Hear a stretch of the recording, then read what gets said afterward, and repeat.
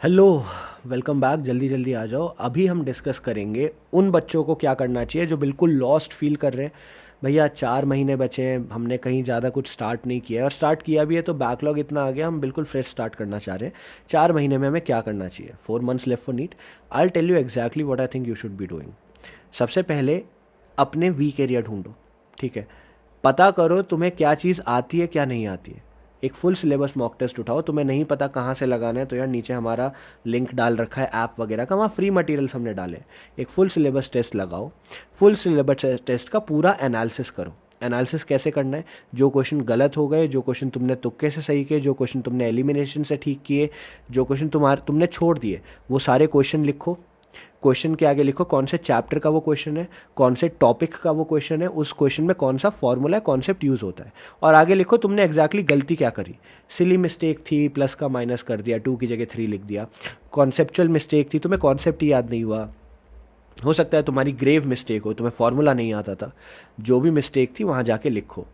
अब ये जो तुम्हारी एनालिसिस नोटबुक है ना, पहली बात तो एनालिसिस नोटबुक है, ये मिस्टेक नोटबुक है ऐसा कुछ मुझे नहीं पता क्या कहते हैं। This is analysis notebook.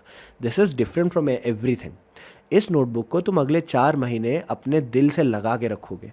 इस नोटबुक को तुम बार बार बार बार देखोगे, क्योंकि ये तुम्हें बताएगी तुम्हें क्या आता है क्या नहीं आता है, और जो तुम्हें नहीं आता वहाँ दिक्कत कहाँ होती है। ठीक है। सेकेंड चीज़, पता करो पेपर आता कहाँ से है। अब देखो 4 महीने में अगर तुम्हें स्क्रैच से करना है तो यार बहुत मुश्किल हो जाएगा, क्योंकि स्क्रैच से करने के पीछे फिर तुम लोग कहोगे कि भैया हम तो लंबे लंबे लेक्चर देखना चाहते हैं, 7 घंटे 3 घंटे 4 घंटे के लेक्चर्स। नहीं टाइम है भाई, इतना टाइम हमारे पास नहीं है कि अब हम 3 4 7 8 घंटे के लेक्चर्स देखें। आई नो वो लेक्चर देखने से कॉन्फिडेंस आता है, वो लेक्चर देखने से लगता है भैया बहुत अच्छा समझ आ रहा है, लेकिन नीट ये थोड़ी देखता है कि तुम्हें समझ आया कि नहीं, या तुम्हें कितना ज्ञान है। नीट तो बस ये देखता है कि तुमसे क्वेश्चन बन पा रहे हैं कि नहीं। तो क्या ये करना बेटर नहीं होगा कि तुम क्वेश्चन बनाओ और नीट को पार कर लो, बजाय कि उस फीलिंग को चेस करने की कि भैया लेक्चर लगा के मुझे अच्छा फील होगा, मुझे ज़्यादा समझ आएगा, है ना। सबसे पहले देखो पेपर आता कहाँ से है। अब मैंने तुम्हें बहुत बार 100 बार बोला है, मैं दोबारा बोलूँगा। मैंने एक लिस्ट ऑफ टॉपिक्स बनाई फिजिक्स और केमिस्ट्री की। उस लिस्ट ऑफ टॉपिक्स का लिंक नीचे मिल जाएगा, जाओ उसको डाउनलोड करो। वो टॉपिक्स वो हैं जो लास्ट 5 to 7 ईयर्स में सबसे ज़्यादा रिपीट हुए हैं। ठीक है, उन टॉपिक्स को पहले करो। अब तुमने याद है तुमने एनालिसिस नोटबुक बनाई, एनालिसिस नोटबुक में देखो कौन से टॉपिक रिपीट हो रहे हैं। मतलब मेरी लिस्ट ऑफ टॉपिक्स वो टॉपिक्स हैं, मतलब नीट में वो बहुत बार पूछे गए हैं और तुमसे वो टॉपिक गलत हुए, मतलब पहले वो टॉपिक तुम्हें करने हैं। दूसरी चीज़, बायो। बायो को अभी नेग्लेक्ट मत करो। बहुत सारे बच्चे होंगे, बहुत सारे लोग होंगे जो कहेंगे बायो तो हो जाएगी, अभी फिजिक्स केमिस्ट्री पे ध्यान दो, लास्ट में नहीं हो पाएगी। That is not the case. Bio में कोई फार्मूला यूज़ नहीं होता है कि तुम फार्मूला लगा के एप्लीकेशन सीख के सॉल्व कर लोगे। बहुत सारे बच्चे ओवर कॉन्फिडेंस में आ जाते हैं बायो के लिए, और लास्ट में बायो डुबा देती है उन्हें। क्योंकि अगर तुम्हें 640 650 क्रॉस करना है तो यार it is very very essential कि तुम बायो में 340 350 तो लाओ ही लाओ। अगर तुम वो नंबर नहीं ला पाओगे तो इतना क्रॉस नहीं कर पाओगे, है ना। अगर कोई व्यक्ति बायो में खाली 250 नंबर ला रहा है, अब बताओ वो 650 कैसे पहुंचेगा, है ना। मुश्किल हो जाएगा ना बहुत। इसलिए मैं कह रहा हूँ, क्योंकि फिजिक्स और केमिस्ट्री में तुम्हें एक बफर चाहिए, तुम्हें थोड़ी स्पेस चाहिए, तुम्हें वो फ्रीडम चाहिए कि भैया मैं क्वेश्चन छोड़ सकूं, ये क्वेश्चन नहीं आता मैं गलत ना करूं, मैं छोड़ दूं, स्किप करूं, नेक्स्ट पे जाऊं। क्योंकि अब तुम्हें पता है कि यार अब सेक्शन बी नहीं आएगा, मोस्ट प्रोबेबली सेक्शन बी हट चुका है नीट से। ऐसा इसलिए क्योंकि जेई मेंस जैसा करती है एनटीए वही नीट के लिए कर देता है, और जेई मेंस के लिए अब नोटिस आ गया कि सेक्शन बी तो नहीं रहेगा। अब सेक्शन बी नहीं रहेगा तो मतलब जितने क्वेश्चन दिए गए उसमें कोई ऑप्शन नहीं होगा तुम्हारे पास, वो सारे क्वेश्चन तुम्हें अटेम्प्ट करने पड़ेंगे। तो कीपिंग दैट इन माइंड, मैं चाहता हूँ कि तुम बायो को नेग्लेक्ट मत करो। और बायो में मैंने तुम्हें पहले भी बोला था, जो बच्चे न्यू हैं आपको बता देता हूँ। लास्ट ईयर का पेपर का मैंने एनालिसिस किया। लास्ट ईयर के पेपर में 73% ऑफ क्वेश्चंस एनसीईआरटी के किसी भी चैप्टर के 4 जगह से पूछे गए थे। वो 4 जगह क्या है? Example, table, diagram, summary. अच्छे से सुनो, 73% of questions last year NEET में 4 जगह से पूछे गए थे, एग्जाम्पल, टेबल, डायग्राम, समरी। तो अगर तुम मेरी लिस्ट ऑफ टॉपिक्स कर लो, जहाँ से last year 170 plus physics 165 plus chemistry में आया, और ये 4 चीज़ें एनसीईआरटी की अच्छे से कर लो, क्या तुम्हें नहीं लगता कि स्टार्टिंग मॉक टेस्ट जहाँ तुम्हारे 50 60 नंबर 100 नंबर जितने भी आए, उसके बाद जो अगला मॉक टेस्ट तुम लगाओगे वहाँ स्कोर में कुछ इंप्रूवमेंट होगा, है ना। क्योंकि 73% of bio and majority physics chemistry तुमने ऐसे कवर कर ली। है ना? इम्प्रूवमेंट तो होगा ना। इस समय आई थिंक तुम्हें इम्प्रूवमेंट के पीछे भागना चाहिए रादर देन सिलेबस कंप्लीशन के।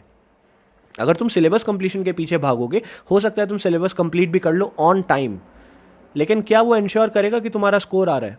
पहली चीज़, क्योंकि पूरे बच्चे, बहुत सारे बच्चे होते हैं जो पूरा सिलेबस कंप्लीट कर चुके होते हैं, क्या वो 720 स्कोर करते हैं फुल सिलेबस टेस्ट में? नहीं करते। दूसरी चीज़, सिलेबस कंप्लीट करने के बाद कितना टाइम बचेगा तुम्हारे पास नीट तक के लिए? अगर तुम्हारा मार्च में सिलेबस कंप्लीट होगा तो 1 महीना बचेगा, उस 1 महीने में तुम्हें एनसीईआरटी डायसेक्शन करना है, पूरी एनसीईआरटी दोबारा पढ़नी है, फिजिक्स केमिस्ट्री की भी पढ़नी है, क्योंकि वहाँ से भी पेपर आते हैं, मैं बताऊंगा कहाँ से पेपर आता है। तो मैं PYQ लगाने से ज़्यादा तो मैं उनका एनालिसिस करना है, तुम्हें पूरा बैकलॉग क्लियर करना है, वीक एरियाज की लिस्ट होगी उसको कवर करना है, एनालिसिस नोटबुक को कवर करना है, पूरे सिलेबस को दोबारा गो थ्रू करना है, बहुत सारी चीज़ें करनी है। और लास्ट में फट के छार हो जाती है भाई, जब पेपर पास में आता है ना कि भाई 1 ही महीना बचा है, फटने लगती है तब, ये कैसे होगा, क्या होगा, 1 महीने में कैसे टाइम मैनेज होगा। तो मैं नहीं चाहता ना मेरा कोई भी बच्चा तब जाके ये बोले कि भैया बहुत डर लग रहा है, नहीं समझ आ रहा क्या करना है। अभी से तैयारी करो, ठीक है? बिल्कुल जीरो पे हो, एक मॉक टेस्ट लगाओ, एनालिसिस नोटबुक बनाओ, मेरी फिजिक्स और केमिस्ट्री की लिस्ट खत्म करो, मेरी बायो की 4 चीज़ें जो मैंने बताई वो हर चैप्टर में फ्लिप थ्रू करके ख़त्म करो, एक और मॉक टेस्ट लगाओ, देखो दोनों मॉक टेस्ट में इंप्रूवमेंट आया कि नहीं। दूसरा मॉक टेस्ट लगाओगे, उसका भी एनालिसिस करोगे, एनालिसिस नोटबुक में ऐड करो। अब क्या करोगे? PYQ analysis. PYQ करने का तरीका होता है, PYQ सही हो गया छोड़ो ये नहीं, PYQ में कौन सा ऑप्शन दिया, क्यों ये ऑप्शन दिया, क्या सोच के ऑप्शन दिया, अच्छा ये ऑप्शन गलत है, एलिमिनेट हो गया, क्यों एलिमिनेट हुआ, क्या चेंजेस आते कि ऑप्शन सही हो जाता। इस तरीके से जब तुम कनेक्ट करोगे चीज़ों को तो थोड़ा सा बेटर आउटकम आएगा। This is what you have to do. अब बहुत ज़्यादा टाइम हमारे पास नहीं है, लेकिन 4 महीने are still more than enough to crack NEET. It is not as if it is impossible.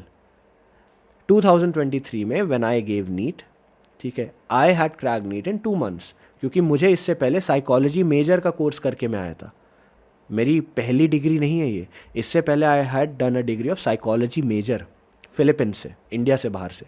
उसके बाद मैं फरवरी के आसपास इंडिया आया, जिसके बाद मेरे पास 2 महीने के आसपास टाइम था नीट के लिए प्रिपेयर करने के लिए। मुझे भी पता था 2 महीने में मैं क्या ही कर सकता हूँ, या तो मैं गिव अप करता या मैं एक्चुअली उसके लिए काम करता। तो मैंने क्या किया, गिव अप तो मैं नहीं करूँगा, मैंने पहले देखा कि क्या चीज़ें इंपॉर्टेंट है वो पहले पढ़ते हैं। तो इस तरीके से मैंने प्रिपेयर किया था। तो मैं कर सकता हूँ तो तुम क्यों नहीं कर सकते हो, है ना? You can do it. Time कम है, I know, it is tough, I know, but nothing is impossible यार। I feel that you can do it. बस ये चीज़ें करो।